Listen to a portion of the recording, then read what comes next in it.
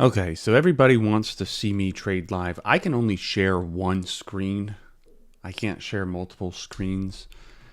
So this is just the main chart straight off of my day trade watch list. You can pause and read that if you want. Straight off my day trade watch list that I posted today. So I'm not only going to trade live, but I'm going to try to explain all the trades that I take as well. And I'm going to try to make $1,000. So these trend lines that I have drawn mark the spots of the trigger levels. We always start off on the 5-minute time frame. And what we're looking for are the breaks of these triggers. Now you can't see it, but on my other monitor, I have 4 other charts. And these are going to be those side charts. And then I've just got an alert set on Snapchat, which is the 5th chart on the main chart.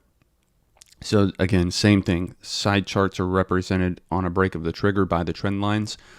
That way, this allows me to easily see which stocks are breaking levels and which ones are not. Right now, we see Tesla's kind of trying to press. So I might go ahead and prep to take Tesla long. Not to take a position because we're still within the first 5 minutes, but prep to take it long. Because speed is key, right? You want to be efficient with this stuff. So I'm going to go to Tesla on another monitor up here where I am selecting contracts. Okay.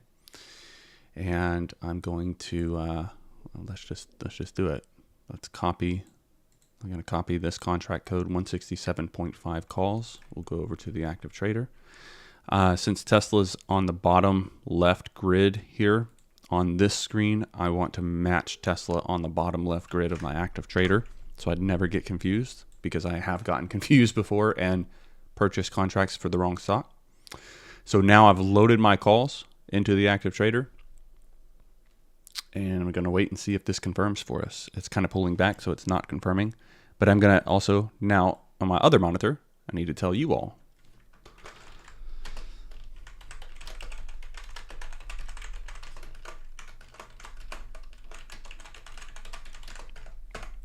So there's no rush right now because we're still within the first 5 minutes and things aren't confirming. So normally I get these alerts out a lot faster. But again, yeah, no rush. No rush, right? We want to stay patient, let these first 5 minutes pass. Okay, so AMD kind of getting bought up here. Let's flip this to the 1 minute time frame, see what this price action looks like. There's still a lot of consolidation. So basically what we'll want out of AMD is like a high of day pullback move and then go. That would be, you know, like a higher volume, boom, higher volume breakout, boom. And then the pullback doesn't have to pull all the way back. It could pull back like that and we'll go long and we'll catch it like that. But we need confirmation here. If this breaks out, we may wind up market buying this break. So since AMD is the closest to potentially taking an entry, what I'm going to do is prep telling you that I've taken an entry. So that way all I have to do when I take an entry is enter my fill price. This is how I expedite the process so that there's as little lag time in between the time that I send the alert and the time that you get the alert as possible. Fill price, see this, I'll leave this blank, but I know the contracts are 1 point something. So I'll do 1 point whatever, and I'll just fill that in and press enter whenever it's time. My stop is if this breaks out, my stop loss is probably going to be 156. So we'll say stop 156 for right now. I may edit that, but we'll say stop 156 because the move is long up here, stop down here, right?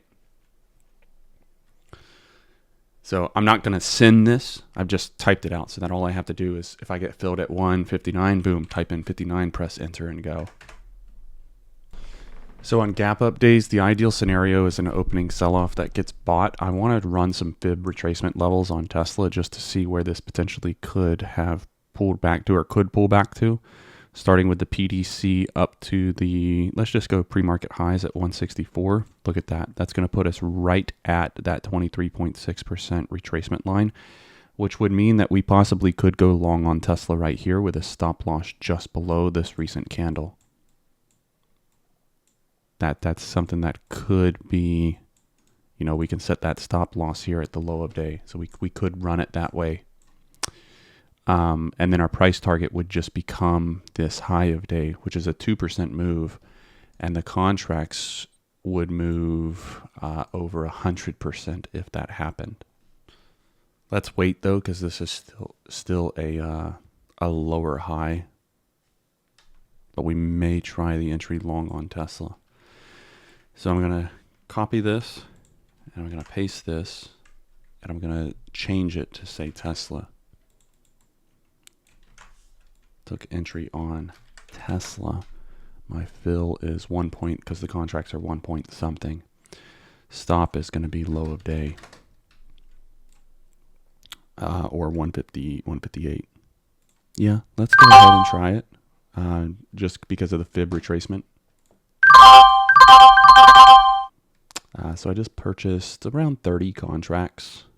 Probably didn't need to put on that much size, but my fill price is, so you can see, 30 contracts, and my fill price is, what is this, 1.20. 1.20.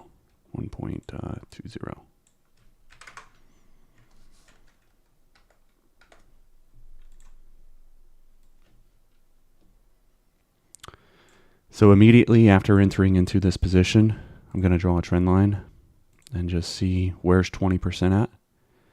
So we know 15% is going to be 140. 20% will be 145. So we'll make about $759 if we get 20%. So we'll go ahead and set a sell target at, not with 10 contracts, but with 30. At 20% here. At 1.45.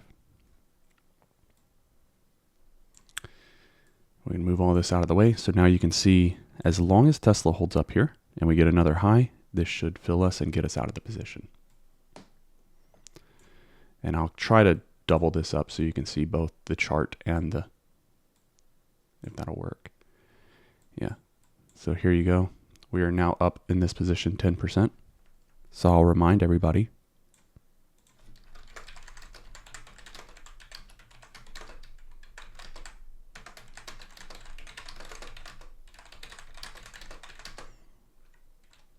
So I'm just telling you, you can take your profits or hold, but I'm going to hold for now. But it's up to you, right, how you manage that trade. I also need to mark where I took the entry, which is at 943. So 943, it's going to be right here.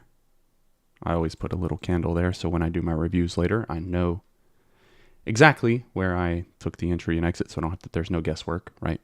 We're slightly down. You can see the open P&L percent right here, up 10%. 11%. We're up $400 on the day. So I could potentially take profits here.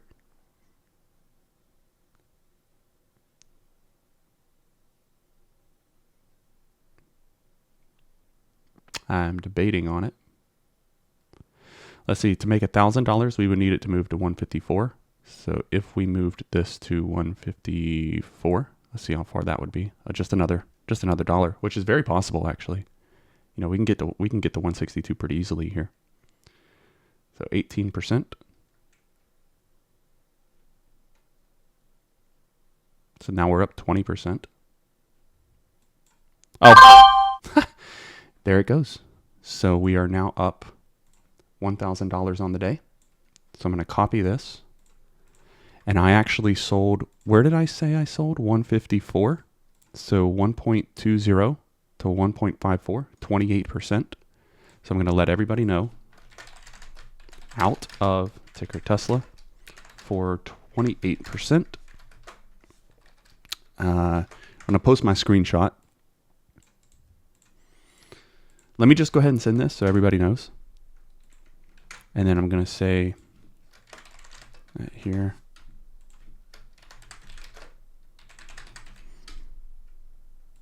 Tesla fully out of the trade. Fill was 120. Exit 1.54. And I'm going to say I filmed this trade live for you to review later.